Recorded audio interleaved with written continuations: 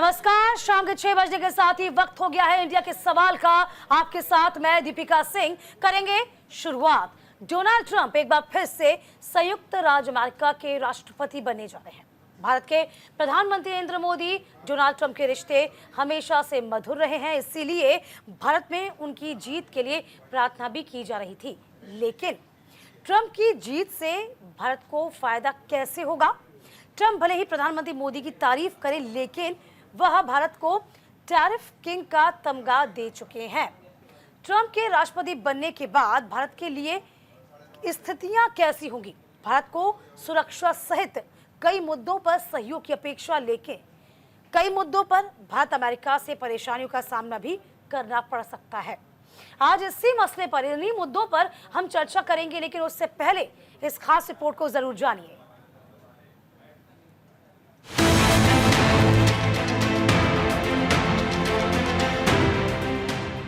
America में अगले 4 साल किसका शासन चलेगा, यानी दुनिया के सबसे शक्तिशाली देश का राष्ट्रपति कौन होगा, ये तय हो चुका है। रिपब्लिकन पार्टी के उम्मीदवार और पूर्व राष्ट्रपति डोनाल्ड ट्रंप ने चुनाव जीत लिया है और वो 20 जनवरी राष्ट्रपति पद की शपथ लेंगे। डोनाल्ड ट्रंप ने जीत के बाद अमेरिकी नागरिकों को संबोधित करते हुए कहा कि ये क्षण देश को उबारने में मदद करेगा। अमेरिका ने हमें अभूतपूर्व जनादेश दिया है। ट्रंप ने लोगों से कहा कि मैं आपके लिए लड़ता रहूंगा, ऐसी जीत पहले कभी नहीं देखी। आपके लिए जीवन के अंतिम सांस तक खड़ा रहूंगा, तब तक चैन से नहीं बैठूंगा जब तक एक मजबूत और समृद्ध अमेरिका आपको नहीं दे देता, जिसके आप हकदार हैं। अगले 4 साल अमेरिका का स्वर्णिम काल होगा। A political victory that our country has never seen before, nothing like this. I want to thank the American people for the extraordinary honor of being elected your 47th president and your 45th president. And every citizen, I will fight for you, for your family, and your future.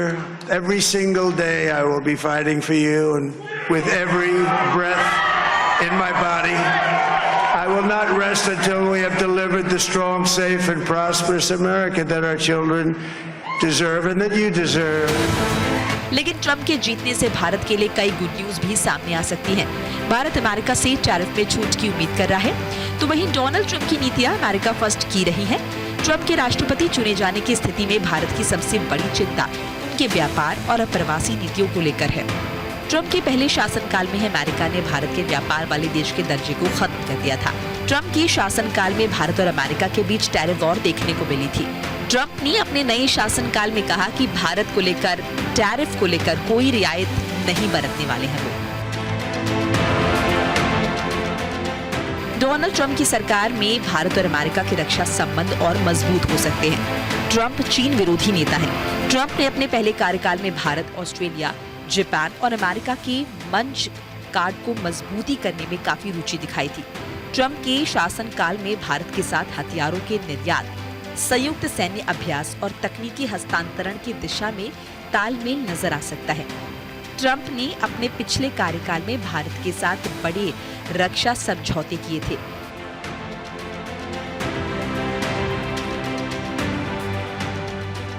लेकिन देखना होगा कि Trump अपने नए शासनकाल में भारत के प्रति क्या रवैया अपनाते हैं, क्योंकि पिछली सरकार में H1 वीजा के नियमों को सख्त कर दिया था।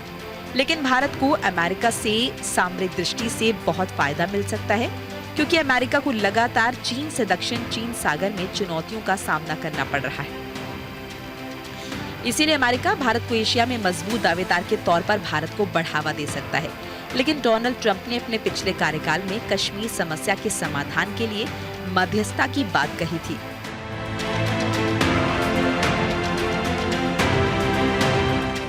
अगर अपने दूसरे राष्ट्रपति कार्यकाल में ट्रंप अपना पुराना रुख अपनाते हैं, तो ये भारत के लिए असहज करने वाली स्थिति होगी। ट्रंप ने जम्मू कश्मीर में पुलवामा में हुए हमले की निंदा करते हुए भारत की आत्मरक्षा के अधिकार का समर्थन किया था। देखना होगा कि अब ट्रंप के राष्ट्रपति बनने के बाद क्या स्थितियां बनती हैं। Bureau report, news India. तो दुनिया के लिए क्या होंगे ट्रंप की जीत के मायने, और सबसे ज्यादा जरूरी यह है कि भारत के लिए जीत के मायने क्या होंगे। चलिए इसी पर ही आज हम विचार विमर्श करेंगे। तमाम पैनल हमारे साथ लगातार मौजूद रहेगा। सभी का तारुफ मैं करवा देती हूँ। कुछ अतिथि लगातार हमारे साथ जुड़ रहे हैं। संजीव श्रीवास्तव विदेशी मामलों के जानकार हमारे साथ होंगे। प्रमोद पहावा पूर्व राजनयिक हमारे साथ होंगे। अश्विनी राणा अर्थशास्त्री हैं, हमारे साथ कुछ देर में मौजूद होंगे। ब्रह्मदीप अलूने हमारे साथ विदेशी मामलों के जानकार हैं। निपुण आलम बयान भी हमारे साथ इस वक्त जुड़े हुए हैं। रमनीश वत्स भी हमारे साथ लगातार जुड़े हुए हैं। देखिए हमारे साथ इस वक्त अश्विनी राणा जी मौजूद हैं, साथ ही साथ निपुण जी भी हमारे साथ मौजूद हैं। अभी शुरुआत आप लोगों से ही करते हैं, आप दोनों से ही करते हैं। अश्विनी जी, आप सभी का सबसे पहले आप दोनों का बहुत बहुत स्वागत है। और देखिए हम ये जानना चाहेंगे कि ये जो जीत हुई है दुनिया के लिए मायने क्या है, लेकिन उससे पहले भारत के लिए क्या मायने हैं। अश्विनी जी क्या लगता है? देखिए, निश्चित रूप से भारत के लिए एक बहुत बड़े मायने हो सकते हैं इस जीत के। कारण क्या है कि पहले भी जब ये राष्ट्रपति थे अपने फर्स्ट टर्म में, भारत के साथ संबंध इनके अच्छे रहे। पर्टिकुलर अगर कहें तो दोनों देशों के, मोदी और ट्रम्प के एक अच्छे रिलेशन थे, जिसके कारण से कि कई बार बहुत कई चीज़ों को प्रेशर होने के बाद भी वो सुधार लिया जाता है। क्या है, ट्रम्प जो है एक बिजनेस माइंडेड व्यक्ति है, यानी वो नेता तो है लेकिन उनकी सोच जो है अभी भी वो अमेरिका फर्स्ट की बात कर रहे हैं। मतलब उनका हित जो है अमेरिका में ही है, लेकिन उसके बाद भी जो उनके मित्र देश हैं उनके लिए वो हमेशा सदैव खड़े रहते हैं। और हमारी सरकार भी आज ऐसी स्थिति में है कि कोई भी दबाव हो तो उस दबाव को भी झेलते हुए हम किसी भी चीज़ को उसके ऊपर सहमति बनाकर और देश के हित के लिए जो है आगे जा सकते हैं। तो इसलिए इनका दोबारा से आना, क्योंकि जो पहला अभी जो जो बाइडेन का जो टर्म चल रहा है, उनका एक लेफ्ट ओरिएंटेड सरकार है। उनका सिर्फ यही है कि वही हथियार बेचे जाएं, विश्व में अशांति रहे, उनकी दुकान चलती रहे, उनका फोकस उस पर था। लेकिन ट्रम्प का सोच यह है कि भाई कंट्री की डेवलपमेंट हो, कंट्री के लोगों की हो। तो उसके लिए हो सकता है कि भाई कुछ मुद्दों पर असहमति बन सकती है, जो क्लैशेस हो सकते हैं, लेकिन फिर भी उनका भारत के प्रति, भारत की जनता के प्रति, भारत के जो रिलीजन है उसके प्रति, अभी पीछे ही अगर आप देखें तो बांग्लादेश में जिस प्रकार से हिंदुओं के ऊपर हुआ, उनका जो सोच था, कंसर्न था, वो बहुत ज़्यादा था। लेकिन वहीं अगर दूसरी सरकार का सोचा जाए तो उनकी सोच ज़्यादा थी। तो इसलिए भारत के लिए देखिए, कंसर्न दिखाना और उसको अमली जामा पहनाना, ये बहुत चीज़ें डिफरेंस करती हैं। देखिए हमारे साथ निपुण जी भी लगातार जुड़े हुए हैं और इसी के साथ साथ हमारे साथ प्रमोद पहावा भी लगातार बने हुए हैं। निपुण जी, मैं आपके पास आ जाती हूँ। ये दूसरा कार्यकाल, चूंकि पहला कार्यकाल सभी ने देखा था कि आप अच्छा तो बहुत कुछ बोलते हैं, लेकिन क्या वाकई में ये दूसरा कार्यकाल तमाम चीज़ों को सुखद परिणाम लेकर आएगा? चूंकि चाहे बात हम विदेश नीति की कर लें या फिर इमिग्रेशन की कर लें या व्यापार की कर लें, इसमें कुछ सुधार होता हुआ, कुछ प्रोग्रेस होती हुई नजर आएगी। निपुण जी क्या लगता है? उनकी बात करता हूँ और हमारे पास उनका 4 साल का कार्यकाल देखा हुआ है। हाँ। फिर हमने बाइडेन का भी कार्यकाल देखा, तो समीक्षा करना आने वाले समय के लिए बड़ा आसान हो जाता है। और मैं अगर एक लाइन में पहले इसको कहूँ तो मैं ये कहूँगा कि जो स्ट्रेटेजिक पार्टनरशिप है, स्ट्रेटेजिक यानी जो सामरिक सहभागिता है, वो अमेरिका के साथ और ज्यादा हमारी बढ़ेगी।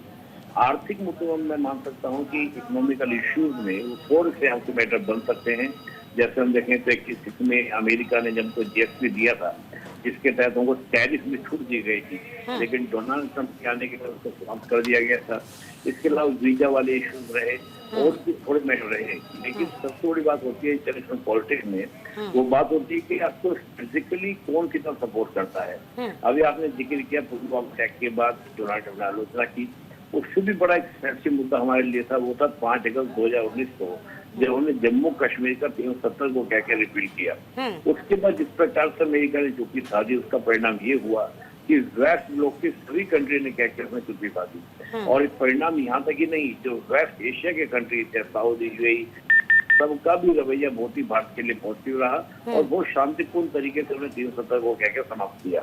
हम देखेंगे जब चीन की बात होती थी तो अमेरिका के डोनाल्ड ट्रंप हमारे ज्यादा नजदीक खड़े दिखाई देते थे और चीन को काउंटर करने के लिए बहुत मुस्तैदी से भारत का वो आगे बढ़े।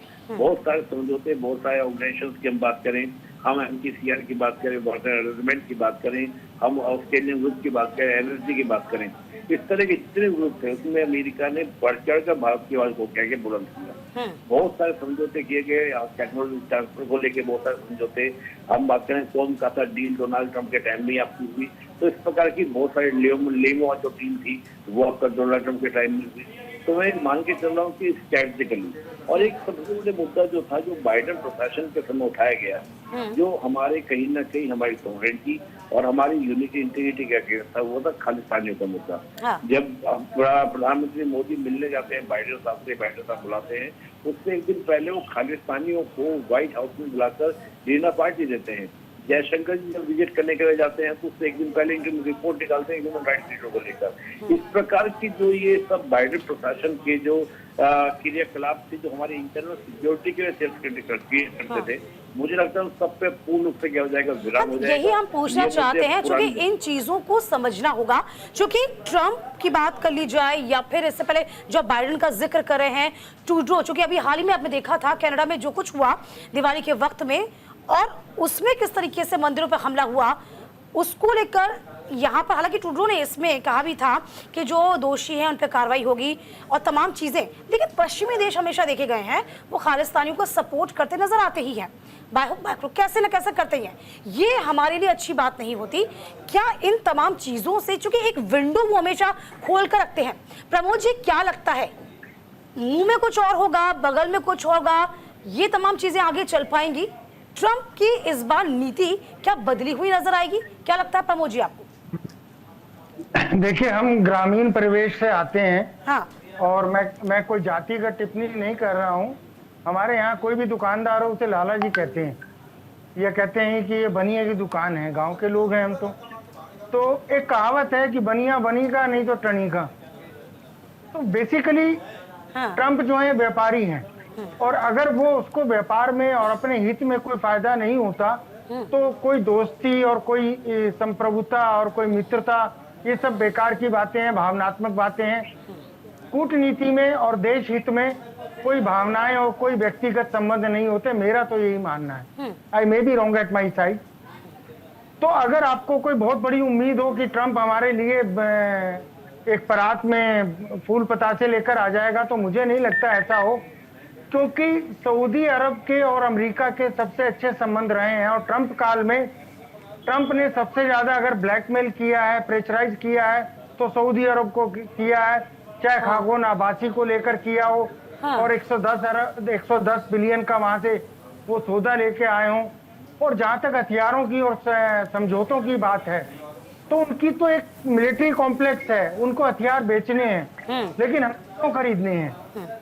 अभी तक अगर ट्रंप या अभी तक अमेरिका या अमेरिका की एस्टेब्लिशमेंट हमारा साथ दे रही थी, तो क्यों दे रही थी? वो इसलिए दे रही थी कि वो चाहती थी कि भारत के थ्रू हम चीन को कंटेन करें और चीन के साथ भारत का कोई कॉन्फ्लिक्ट कराएं। क्योंकि ट्रंप पहले से इस चीज को अपने मतदाताओं के सामने कहकर आए हैं, और कम से कम इस बात के लिए तो ट्रंप की प्रशंसा करनी चाहिए कि वो जो कहते हैं वो करते भी हैं, उनकी बातें जुमला नहीं होती। तो वो ये कह के आए कि मैं इमिग्रेशन पर सबसे पहले ध्यान दूंगा, और दूसरा दूंगा मैं दुनिया से युद्ध खत्म कर दूंगा, चाहे वो गजा में युद्ध चल रहा हो या यूक्रेन वाला युद्ध हो। तो अगर युद्धों की समाप्ति की तरफ उनकी स्ट्रेटेजी रहती है, उन्होंने ही अफगानिस्तान से वापसी की प्लानिंग की थी, चाहे वो बाद में बाइडेन के टाइम में हुई, लेकिन वो ठीक से इम्प्लीमेंट नहीं हो पाई। उसके लिए वो उनके ऊपर एक तनकीद होती रहती है।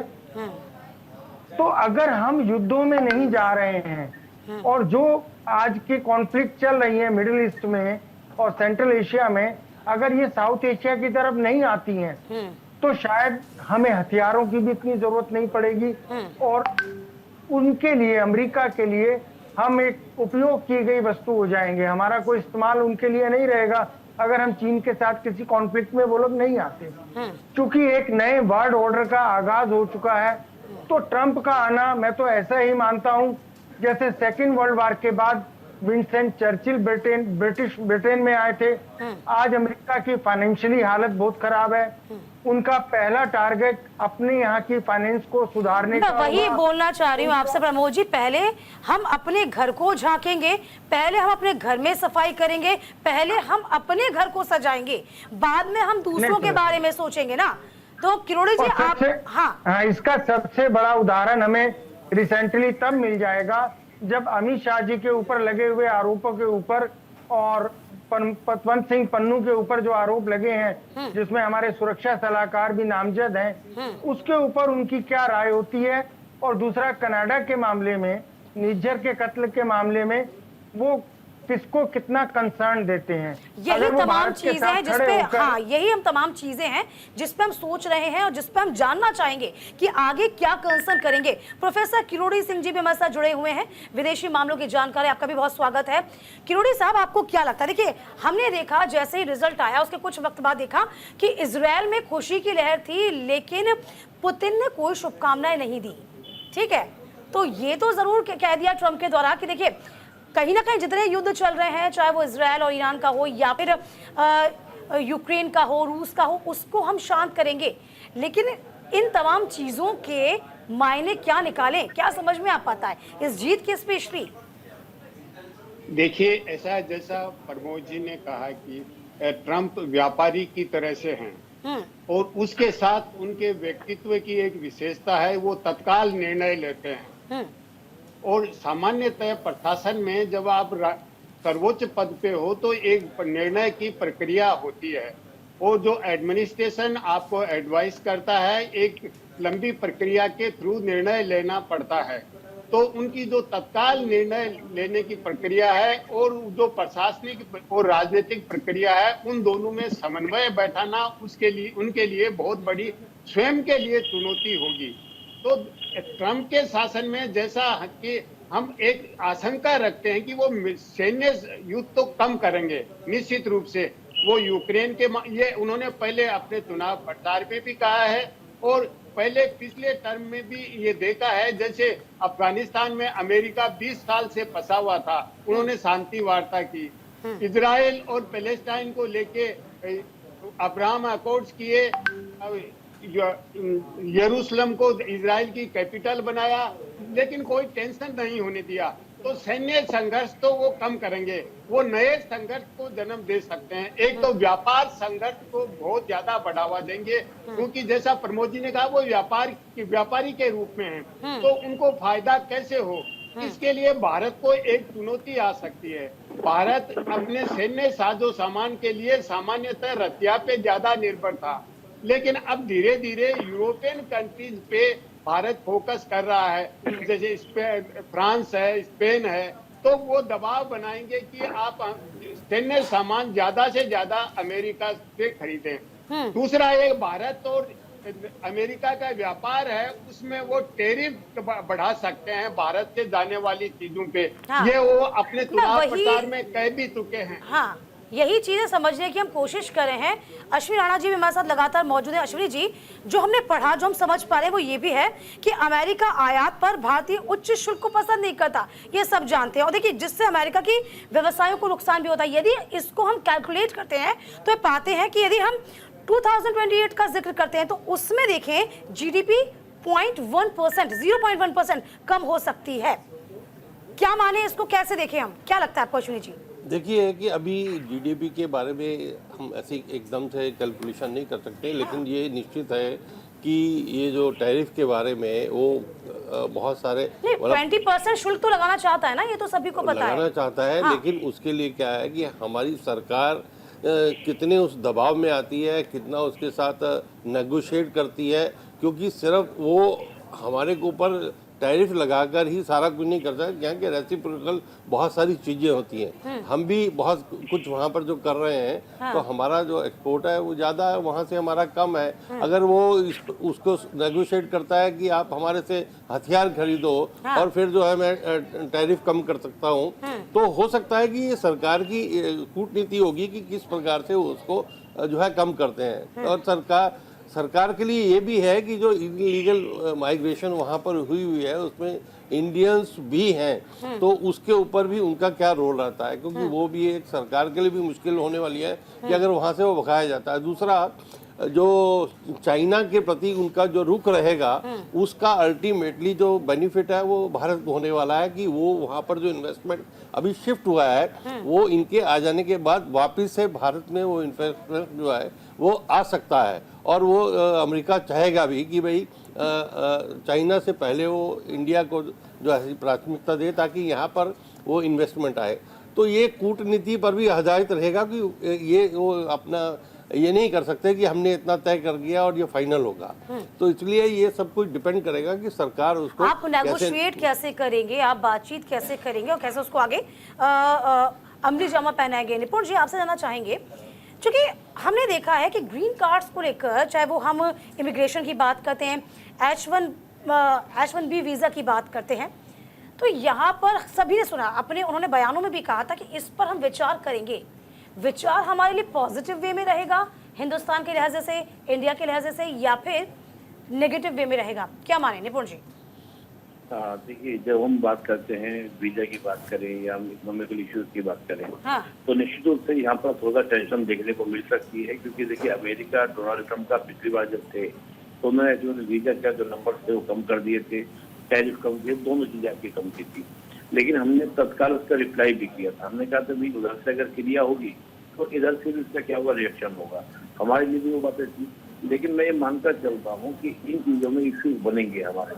लेकिन देखिए इंटरनेशनल रिलेशन में जब हम इंटरनेशनल पॉलिटिक्स की बात करते हैं तो यहाँ पर स्ट्रेटेजिक रिलेशन को ज्यादा मायने दिया जाता है। और मैं जब डोनाल्ड ट्रंप की पर्सनैलिटी को देखता हूँ तो मैं इनको कहता हूँ ये अल्टर नेशनलिस्ट व्यक्ति है।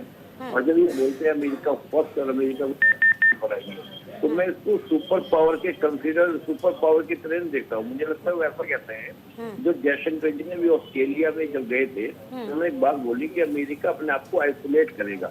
आइसोलेट करना यानी कि पूरी दुनिया की पॉलिटिक्स से थोड़ा अलग करेगा। क्यों करेगा?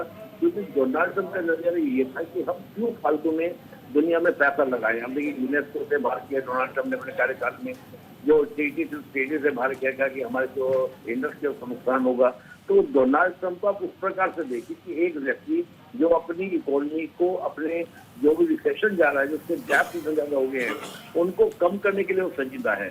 और दूसरी बात मैं कहूंगा कि इसको हम नेगेटिव रूप में से न देखें, तब हमारे लिए चीजें नहीं थी। लेकिन हम उसके बाद देखें जो डीग्लोबलाइजेशन का दौर चला, प्रोटेक्शनिज्म जो दौर चला, उससे तैयार हो गए। हम लोग मेक इन इंडिया की बात कर रहे हैं, आज हम लोग बात कर रहे हैं लोकल फॉर द लोकल की हम बात कर रहे हैं, आत्मनिर्भर भारत की हम बात कर रहे हैं। तो मुझे लगता है कि उतना इम्पैक्ट नहीं पड़ेगा। मेजर बात है कि स्ट्रेटेजिकल जो इश्यूज हैं, स्ट्रेटेजिकल जो आपकी सहभागिता हमारी जो है अमेरिका से, वो बढ़ना बहुत महत्वपूर्ण है। इनका संवर्धन होगा। इकोनॉमिकल इश्यूज में उस तरह के टैरिफ इश्यू आएंगे, लेकिन उसमें मैं मानता हूँ कि जिस प्रकार से वो चाइना के साथ उसने जो ट्रेड वॉर स्टार्ट किया था, उसमें उस ट्रेड वॉर को चाइना को काउंटर करने के लिए उसमें भी वो भारत को क्या कर सकता है, साथ ले सकता है, भारत को साथ लेके आगे बढ़ सकता है। देखिए ये हम कह रहे चाइना को तो प्रोवोक किया ही नहीं जा सकता और ये बखूबी समझता अमेरिका, इसीलिए भारत का सपोर्ट जरूर किया जाएगा। रमनीश वत्स भी हमारे साथ जियोपॉलिटिकल एक्सपर्ट हैं, हमारे साथ स्टूडियो में ही बैठे हैं। आपका भी बहुत स्वागत है। आपके पास रमनीश जी मैं आऊंगी। फिलहाल वक्त एक छोटे से ब्रेक का, जल्द लौटते हैं। तो ट्रंप की जीत का दुनिया पर क्या असर होगा, भारत पर क्या असर होगा, इसी के आज मायने हम निकालने की कोशिश कर रहे हैं। तमाम अतिथि, पूरा पैनल मेरे साथ लगातार मौजूद है जो इस पर डिस्कशन कर रहा है। रमनीश वत्स हमारे साथ जुड़े हुए हैं, स्टूडियो में मौजूद है। रमनीश जी, क्या लगता है इतिहास से क्या हम सबक लें? क्या माने इस बार कुछ अलग अंदाज में ट्रंप हमको नजर आएंगे? क्योंकि आपको याद होगा, हम यदि गलत नहीं तो आपको भी याद होगा कि भारत और पाकिस्तान के बीच कश्मीर के मसले को मध्यस्थता करके सुलझाइए, ये तमाम बड़ी बातें उस वक्त भी हमें जहन में ताज़ा हो जाती हैं। क्या लगता है रमनीश जी? इस बार जिस तरह के माहौल मैं बताऊं कि जिस तरह तैयार किया जा रहा था, कि खास करके जो फ्रंट मीडिया है वहाँ की, चाहे हम बात करें अमेरिकन जितने भी मीडिया हैं, वामपंथी एक गिरोह की बात करें तो पूरी मीडिया और वामपंथी जो गिरोह है पूरी ताकत उन्होंने झोंक दी थी। आप 2-3 दिन पहले तक कहें तो वहाँ के मीडिया कह रहे थे कि ट्रंप की हार होने जा रही है। और जिस तरीके से ट्रंप जैसे कि मोदी जी का नारा है कि नेशन फर्स्ट, वैसे उनका है कि अमेरिका फर्स्ट, अमेरिकन फर्स्ट। और जिस तरह से फ्रंट में सामने आए हैं और मजबूती से आए हैं ट्रंप, मुझे लगता है इसका फ़ायदा हमारे देश को, चूँकि हम भी, सबसे पहली बात है कि ट्रंप आए, बाइडेन आए, कमला हैरिस आए, कोई भी आए, तो हमारा जो इंडियन इंटरेस्ट हम देखें भारतीय संदर्भ में कितना क्या फ़ायदा हो सकता है, हाँ। एक भारतीय होने के नाते हम देखना चाहेंगे। तो जब हम बात करें तो बहुत सारे पॉइंट हैं, जैसे कि व्यापार की बात करें, व्यापार और उसके बाद सुरक्षा की बात करें, चाहे हम बात करें कि आप आंतरिक सुरक्षा से लेकर के हमारे जो सुरक्षा का रक्षा मसौदा है उसमें कितना ज़्यादा फायदा दे सकते हैं ट्रंप इस बार। फिर बात करें कि एंटी टेररिज्म, खास करके जो एक बहुत बड़ा मुद्दा है, आतंकवाद जो है पूरे वैश्विक मुद्दे को हम देख सकते हैं। और ट्रंप के आने के बाद हमने देखा था कि उनके पिछले जो कार्यकाल थे उसमें उन्होंने काफ़ी ज़्यादा मजबूती से आतंकवाद से उन्होंने लड़ा। और जिस तरह से बादशाहत अमेरिका की, चूंकि अमेरिका एक सुपर पावर हुआ करता था, और जो बाइडेन के कार्यकाल में हम सबों ने देखा कि बादशाहत उनकी जाती हुई नजर आई। जिस तरह से वहाँ की इकोनॉमी की हम बात करें, चाहे व्यापार की बात करें, चाहे वहाँ पे आप एक तरह से देखा जाए वैश्विक स्तर पे, जिस तरह से जो बाइडेन को उतना तवज्जो लोग नहीं देते थे एक नेता के रूप में। चाहे हम आज इजराइल और हमास के बीच में जो लड़ाई है, जिस तरह से गाजा और उनके बीच में जिस तरह से तनातनी है, जिस तरह हम देख रहे हैं ईरान के बीच में है, उसमें हमने देखा कि अमेरिका का रोल नाकाफी नज़र आया।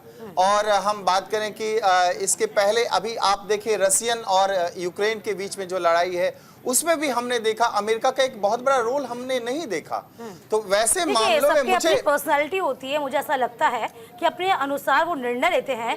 ट्रम्प की पर्सनालिटी पॉलिटिकल जो कहते हैं पॉलिटिशियन कम और एक बिजनेसमैन की ज्यादा होती है, तो ये हम समझ पाते हैं।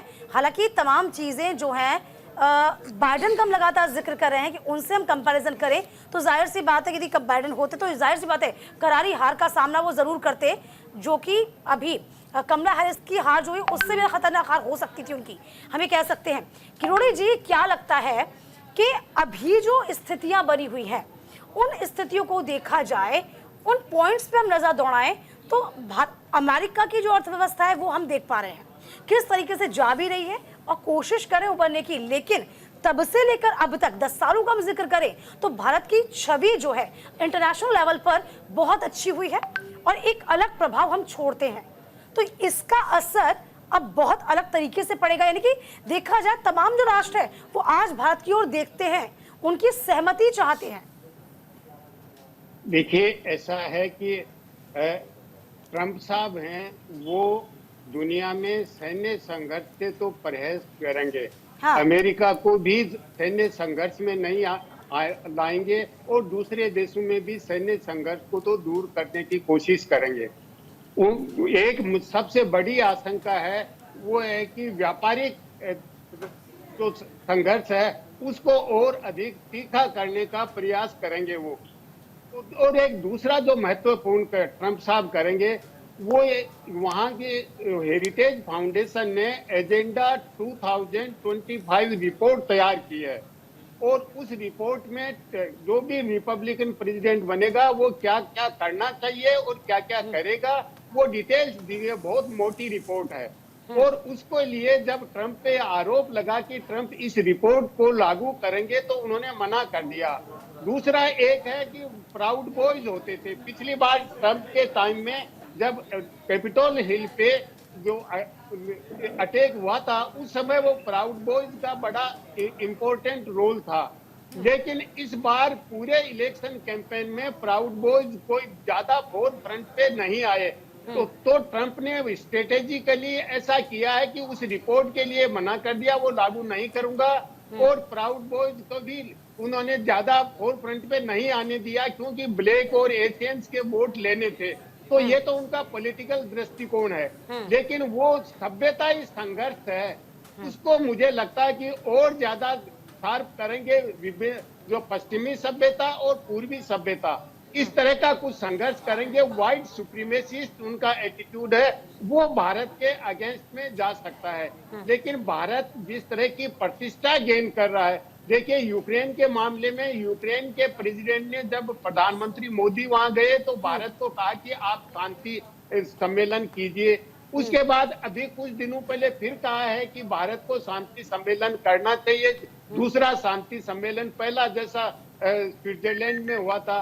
तो भारत की जिस तरह की एक स्वायत्ता वाली, न किसी का पक्ष न लेने वाली शांतिप्रिय देश की प्रतिष्ठा है, उस रूप में भारत की प्रतिष्ठा को वो समझते हुए भारत के साथ व्यापारिक संबंध और अधिक मजबूत करेंगे, क्योंकि भारत अमेरिका का सबसे अच्छा व्यापारिक सहयोगी हो सकता है। चीन और अमेरिका के बीच में तो निश्चित रूप से व्यापार संघर्ष बहुत गहन होगा और अधिक तीखा होगा के टाइम में, लेकिन भारत के साथ वो टैरिफ की समस्या आएगी, वो एक ट्रेड नेगोशिएशन के रूप में रिजोल्व की जा सकती है, क्योंकि भारत को अमेरिका की जो रणनीति होगी वो ऐसी होगी कि भारत को किसी न किसी रूप में साथ रखा जाए अगर अमेरिका को विश्व में जाहिर सी बात हम कह सकते हैं किरोड़ी जी, क्योंकि उभरती हुई अर्थव्यवस्था है भारत और एक बड़े कह सकते हैं मार्केट के तौर पर तमाम जो राष्ट्र हैं वो देख रहे हैं भारत को, ये हम इससे इनकार नहीं कर सकते। संजीव जी, क्या लगता है, ये भारत की बात हुई, दुनिया की इकोनॉमी का हम जिक्र करते हैं तो इसका भी इम्पैक्ट जो है कहीं ना कहीं, चाहे वो प्रत्यक्ष हो चाहे प्रत्यक्ष हो, हमारे ऊपर पड़ता ही है। तो क्या लगता है पूरी दुनिया की इकोनॉमी पे क्या असर पड़ जाएगा ट्रंप के राष्ट्रपति बनने से, क्या मानिए? देखिए, राष्ट्रपति डोनाल्ड ट्रंप एक बिजनेस क्लास से आते हैं और राजनीति में आने से पहले वो कभी भी किसी राजनीतिक पद पे नहीं रहे थे। हाँ। और जाहिर है कि उनका जो अप्रोच है, उनकी जो वर्किंग स्टाइल है वो ट्रांजैक्शनल है, वो कॉस्ट बेनिफिट एनालिसिस के आधार पर अपने निर्णय लेते हैं, अमेरिका फर्स्ट की नीति को लेकर के आगे चलते हैं और वो प्रखर राष्ट्रवादी तो हैं ही। और मेक अमेरिका ग्रेट अगेन का उन्होंने नारा दिया। साथ ही साथ जिस तरीके से अमेरिका की जनता अनेक आर्थिक चुनौतियों को फेस कर रही थी, उसको लेकर के उन्होंने मेक अमेरिका अफोर्डेबल अगेन का भी नारा दिया, जिसका उन्हें निसंदेह एक बड़ा लाभ मिला है।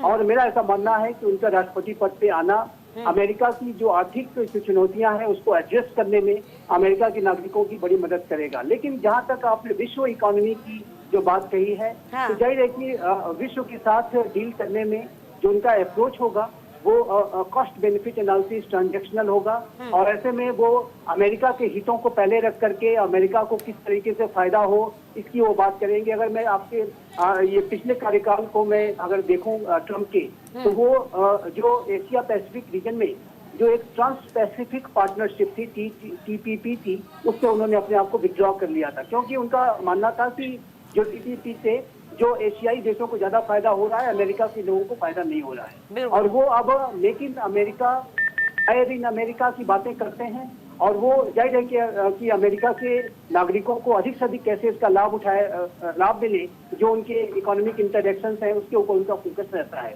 तो ऐसे में मेरा ये मानना है कि उनके कार्यकाल के दौरान जो विश्व के जो अन्य राष्ट्रों के साथ जो अमेरिका के जो संबंध हैं, उसमें कुछ मतभेद के विषय अवश्य आ सकते हैं, लेकिन मैं इस तरह की बात को मतलब हम ये कह सकते हैं ना कि नेशन फर्स्ट ये हमेशा उनके प्रचार में देखने को मिला, हमने सुना, और अब आगे जो उनकी नीतियां बनेंगी उन नीतियों में हम ये देख भी पाएंगे।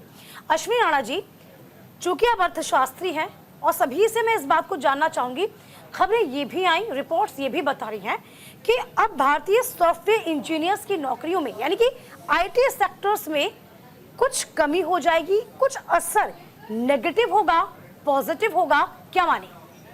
देखिए, क्या है कि अगर अमेरिका के अंदर आप देखें तो जो ये पूरा सॉफ्टवेयर जो इंडस्ट्री है उसके अंदर भारतीयों का वर्चस्व है, उसको वो कम नहीं कर सकता। यानी वो कम करना का मतलब है कि वो जो इंडस्ट्री है उसके अंदर डिरेलमेंट, और वो डिरेलमेंट नहीं चाहेगा।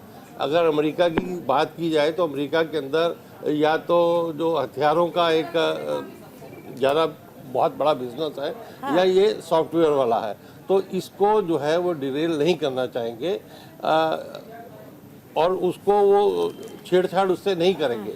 लेकिन हो सकता है कि जो फर्दर नौकरियां और जिसे कहना चाहिए उसके बारे में वो उसके ऊपर कुछ रोक लगा सकते हैं कि ज़्यादा नौकरियां वहाँ ना आए।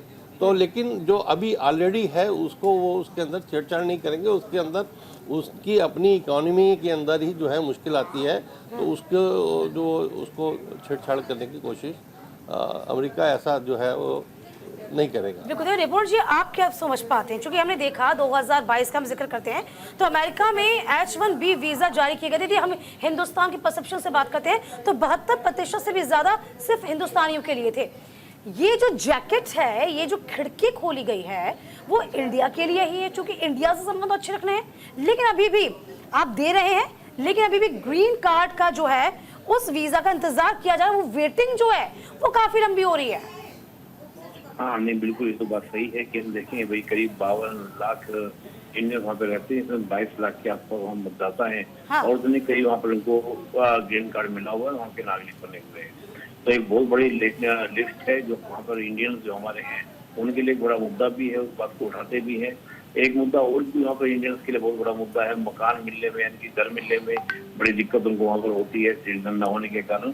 तो ये मुद्दा रहता है और मुझे लगता है इस मुद्दे को लेकर आने वाले समय में डोनाल्ड ट्रंप के साथ बात हो आगे बढ़ सकती है। लेकिन 2020 का जो हम बात कर रहे, जब समय ट्रेड वॉर शुरू किया गया था तब की स्थिति अलग थी, आज की स्थिति अलग है। ये बात फैक्ट है कि डोनाल्ड ट्रंप एक बिजनेसमैन की तरह सोचते हैं। मैं तो बल्कि ये सोचता हूँ, जानता हूँ, जो समझता हूँ कि डोनाल्ड ट्रंप अमेरिका को भी एक कंपनी की तरह ही चलाने का प्रयास करते हैं और वो सब डिसीजन लेते हैं जो एक कंपनी का सीईओ लेता है या एक एमडी लेता है। तो मैं उनको इस तरह से देखता हूँ। लेकिन 2020 का जो टाइम उनका जो रहा 2020 का, सबके इकोनॉमिकल मैटर्स अलग थे, आज के इकोनॉमिकल मैटर्स अलग हैं। ये पोस्ट कोविड वाला दौर है, वो बिफोर कोविड वाला दौर था।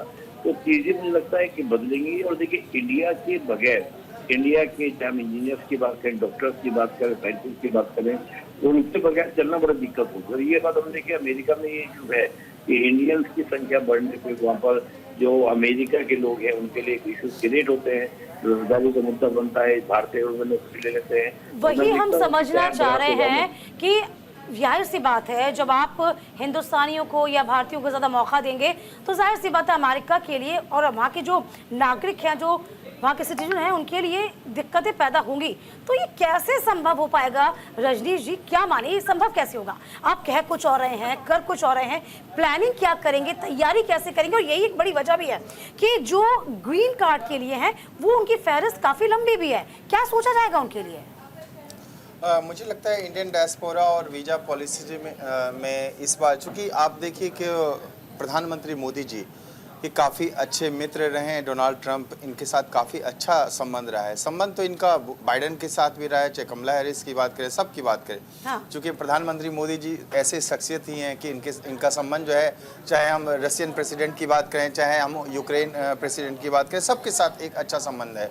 लेकिन ट्रंप की बात करें तो ट्रंप हो सकता है इसमें तब्दीलियां ले आ पाएँ।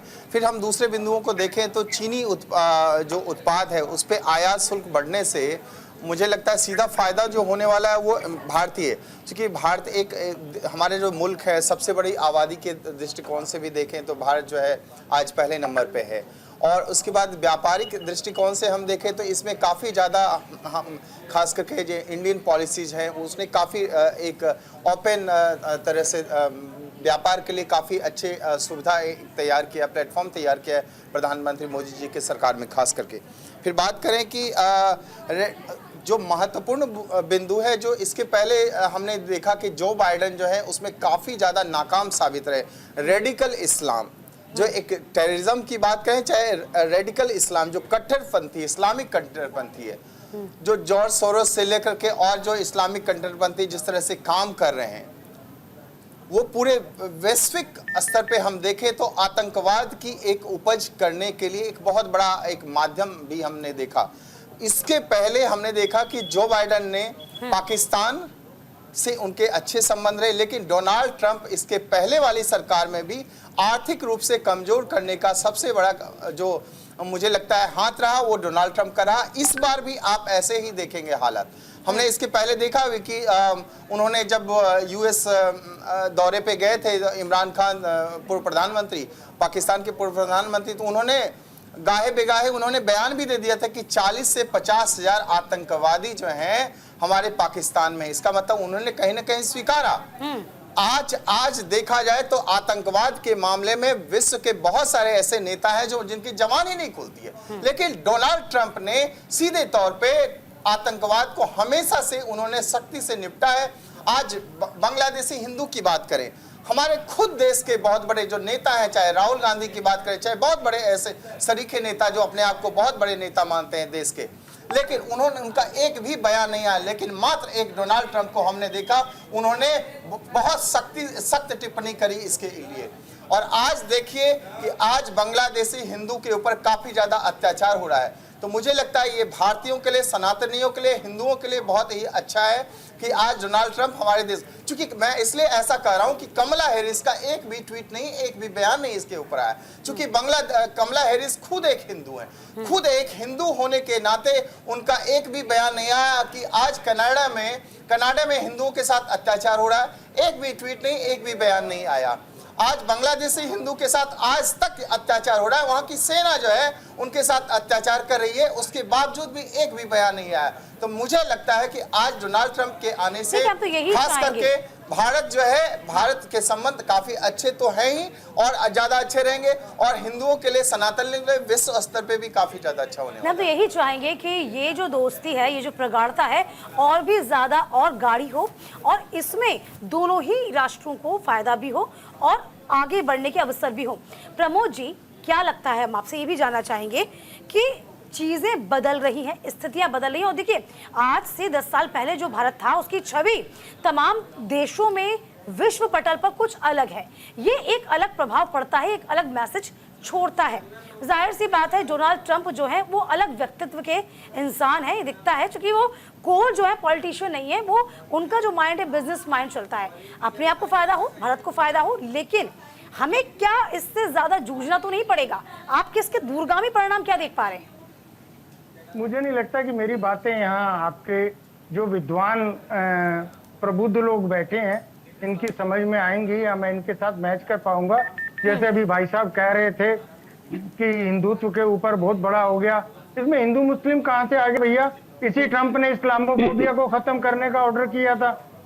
आप रेडिकल इस्लाम की बात कर रहे हैं, इसी ने तो कहा था कि इस्लाम का आतंकवाद खत्म हो गया है। तो ये जब व्हाट्सएप यूनिवर्सिटी से थोड़ा सा हटके बात करते हैं, देखें कमला हैरिस ने 1 महीना सिर्फ ये अपने आप को सिद्ध करने में लगा दिया कि वो हिंदू नहीं है, क्रिश्चियन है। हाँ।